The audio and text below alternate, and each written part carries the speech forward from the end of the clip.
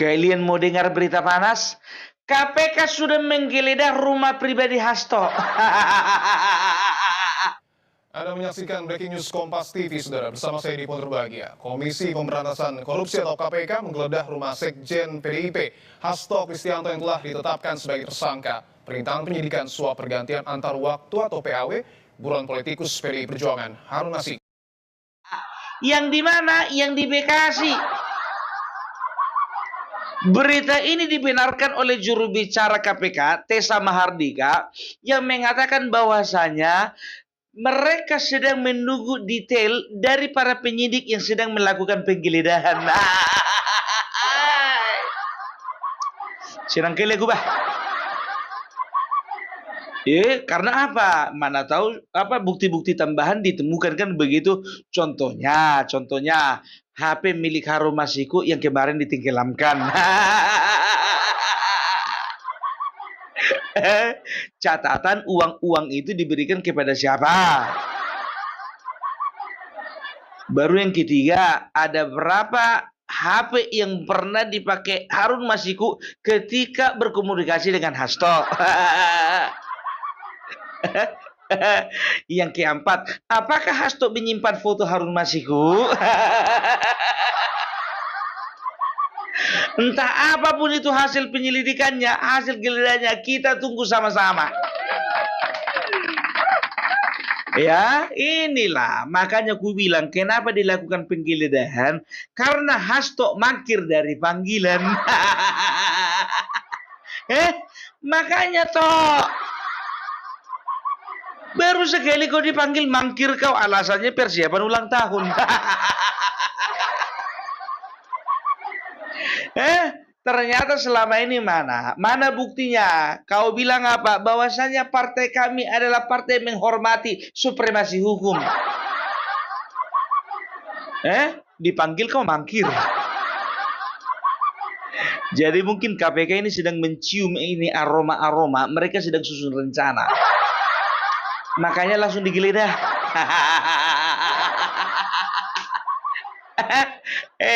Dulunya KPK itu begini sama kalian. Ketua KPK yang lama, Firly Bahuri, kan dekat kali sama ketua umum. Iyalah bilang. Sampai dirapikan dasinya kemarin waktu di gedung DPR. Tapi aneh ya. Kenapa sudah ditetapkan sebagai tersangka selama 1 tahun lebih, yang namanya Firly Bahuri kok belum ditahan? Nanti dulu, yang ini dulu, kan begitu. Sabar satu-satu. Nah kemarin ada pemberitaan, ya, ada pertanyaan, kenapa Hasto sudah ditetapkan sebagai tersangka, kenapa nggak ditahan juga? Sabar bos, sabar. Ya sabar, karena semua ada prosedurnya, jangan buru-buru. Bagi kita yang bertanya-tanya, berharap dia langsung dimasukkan ke bui, oke lah, fine kan begitu. Ada pula yang nantang-nantangin, cobalah, teslah dulu, nggak akan mungkin dia itu berani KPK menangkap Hasto. Kita lihat.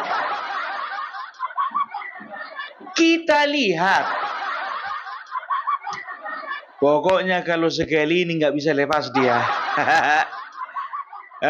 Dan juga Tessa Mahardika juru bicara KPK mengatakan, ya, kalau misalnya Hasto memang melakukan mangkir sekali lagi dari jadwal yang ditetapkan, maka kita akan jemput paksa. Jemput paksa. Kalau udah jemput paksa, berarti itu sudah dipersiapkan kian rompi oren dengan gelang besi. Ya, makanya aku bilang, jangan sekali-sekali kau bilang bahwasanya saya tahu ketika saya bersuara untuk demokrasi bangsa ini menentang kekuasaan, disitulah saya sedang diburu. Denny Siregar nggak diburu itu, menentang dia. Itu dia. Ya kan sekarang masalahnya kau kan melakukan tindakan kejahatan yang nyata-nyata kau lakukan. Yang pertama, kau itu melakukan penyuapan. Udah jelas-jelas itu, udah jelas-jelas. Sudah terbukti, kau kocek kantongmu sendiri, kau berikan uang suapmu untuk membela yang namanya Harun Masiku. Dan tahu enggak kalian, ini fakta terbaru. Ternyata Hasto sempat menemui Rizky Aprilia di Singapura ya, dan dia mendesak Rizky Aprilia untuk tidak memenuhi tugas sebagai anggota dewan. Dan tahu enggak kalian, surat pelantikannya pun juga ditahan si Hasto. Rizky Aprilia itu anggota dewan yang terpilih yang sudah ditetapkan KPU ya, yang menjadi wakil dari Sumatera Selatan. Nah, Hasto maunya Harun Masiku. Nah, Hasto waktu itu pergi ke Singapura untuk mendesak si Rizky Aprilia ini supaya membatalkan niatnya untuk menjadi anggota dewan atau mundur. Ternyata Rizky Aprilia tidak mau. Kan begitu. Makanya Hasto menahan surat pelantikan. Itu yang pertama. Yang kedua, jelas-jelas Hasto melalui asistennya menyuruh Harun Masiku untuk menenggelamkan ponselnya. Kan begitu? Ya udah, itu kan artinya apa? Dia artinya sedang merintangi atau menghalang-halangi penyidikan yang dilakukan terhadap Harun Masiku. Sudah jelas? Itu dia, ya. Jadi nggak ngerti aku apa yang ada di benaknya si Hasto sekarang. Kurasa ini lagi WA-an ini sama si Koni. Mbak, tolong aku, Mbak. Kenapa ditolong kau? Udah digeledah rumah kita, Mbak. Tenang, tenang. Kan bukti-buktinya udah kau kasih sama aku dan kau notariskan di Rusia. Iya, Mbak, tapi itu belum seberapa itu. Kalau sebab bukti-bukti yang lain kedapatan, Mbak, mampus aku, Mbak. Bisa koit aku. Udah terang lah toh. Ibu Mega kan sebentar lagi kan mau berkunjung itu. Pastilah ada solusi lah dari ketua umum lah. Ya. Jadi sekarang Setio Budianto ketua KPK yang baru ya, itu tidak ada lagi menjaga-jaga perasaan kalian. Karena apa? Setio Budianto itu bukan orang merah. Dia bukan orang dekatnya Mega. Ya, memang pandai kali memang untuk Bapak Jokowi. Karena apa? Ternyata tahun kalian pemilihan kemarin ketua KPK itu waktu Bapak Jokowi masih menjabat.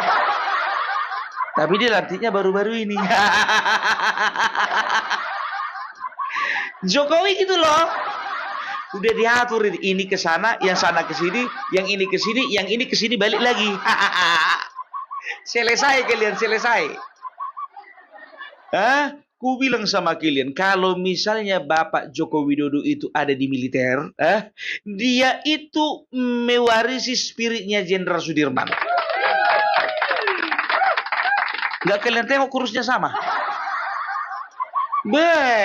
Kurus-kurus lincah, wah. Dan tahu nggak kalian ya? Lagi carut marut ini PDIP ya, dengan Hasto-nya dipanggil KPK ya kan, belum lagi masalah Harun Masiku, belum lagi masalah elit yang lain. Nah, Bapak Joko Widodo itu di rumahnya lagi banyak nerima tamu. Beliau lagi sibuk nerima tamu.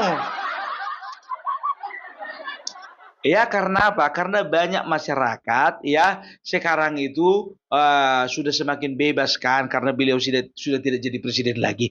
Dan tahu enggak kalian ya, beliau itu sebetulnya sedang membangun citra. ya, sedang membangun citra bagaimana rakyat itu, masyarakat itu, ya, lebih simpati, lebih suka, lebih cinta kepada Bapak Jokowi daripada merah. Perhatikan kalian lah, karena apa? Jadi sebetulnya begini, ini situasi ini, ku bilang sama kalian, ini sengaja diciptakan supaya apa? Ya, yang pertama supaya kalian aneh. Iya, aku dipanggil KPK, pikir Hasto kan, lihat dia asik terima tamu. Ya kan?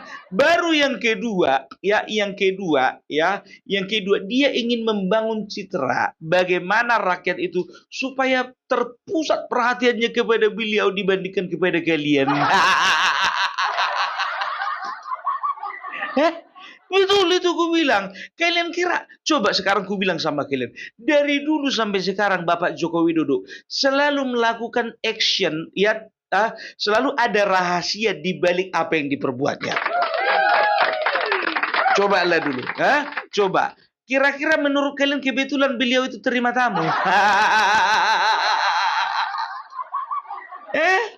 Itu dia, ya. Jadi beliau itu ingin juga menggambarkan bahwasanya, ya, rakyat akan mulai berpikir, loh, kenapa kalian serang Bapak Jokowi kami itu?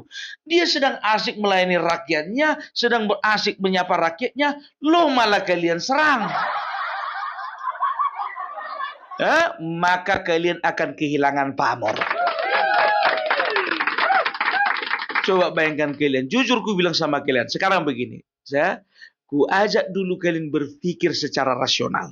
Kira-kira apakah semua yang datang ke rumah Bapak Jokowi itu masyarakat biasa?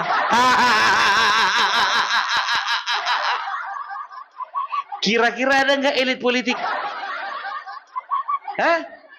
Kira-kira ada nggak orang berpengaruh? Kira-kira ada nggak relawan?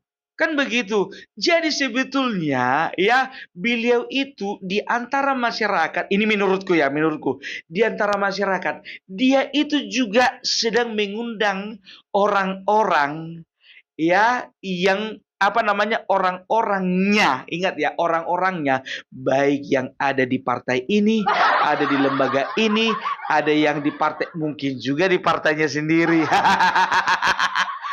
PDIP. Cuman tersamarkan oleh karena apa? Oleh karena masyarakat yang hiruk pikuk lalu lalang di area rumahnya. Makanya gini, sekarang gue bilang gini, kalau misalnya orang PDIP, ya, lalu lalang ke rumah Bapak Joko Widodo, ada misalnya wartawan yang melihat, itu kan menimbulkan kecurigaan. Yakin enggak kalian? Kalau di antara masyarakat yang datang ke rumah Bapak Joko Widodo itu sebetulnya ada juga orang-orang PDIP. Berpikir nakal dulu kita sedikit. Karena apa? Sekarang ini Bapak Joko Widodo jadi sorotan. Karena apa? Ya, karena ini Hasto kan sedang warawiri nih, ya kan? Orang-orang PDIP sedang sibuk ini menghadapi KPK, kan begitu. Nah, kalau misalnya Bapak Jokowi lewat telepon contohnya kan nggak puas, bisa-bisa disadap, kan begitu. Jadi harus ketemu langsung. Kalau Bapak Joko Widodo contohnya keluar diikuti oleh wartawan. Nah, kalau misalnya orang datang ke rumahnya, tinggal nyamar lah. Kau jam berapa datang? Tunggulah ya. Agak habis makan siang kau datang ya. Pas lagi rame-ramenya orang. Itu dia, ya. Jadi jelas sekarang, ya, bahwasanya Bapak Jokowi itu bukan orang sembarangan. Ini kita berbicara politik loh. Kita berbicara politik, ya. Apapun sah di dalam politik, yang penting tidak melanggar hukum. Kau bilang punya daftar para pejabat yang melakukan skandal. Sampai sekarang kami nggak percaya. Ya, kalau memang kau memiliki, ya, daftar skandal orang-orang atau pejabat negara, kau bikin kopiannya, yang asli kau pegang, kopiannya kau kasih ke KPK. Selesai. Atau kau kasih kejaksaan. Kau kasih misalnya ke Parcok, selesai. Ini kok kau kasih ke si Koni. Ya, jadi ya pokoknya anak ini ya ku bilang sama kalian sekali lagi nggak akan bisa lepas. Nggak akan bisa lepas ini. Ada pun kira-kira ada nggak kaitannya dengan Kongres PDIP tahun 2025 ini? Kalau kita luaskan biar tahu kalian, kita kaitkan antara satu ini dengan yang sana dengan ini ada. Ada, makin menarik permainan ini.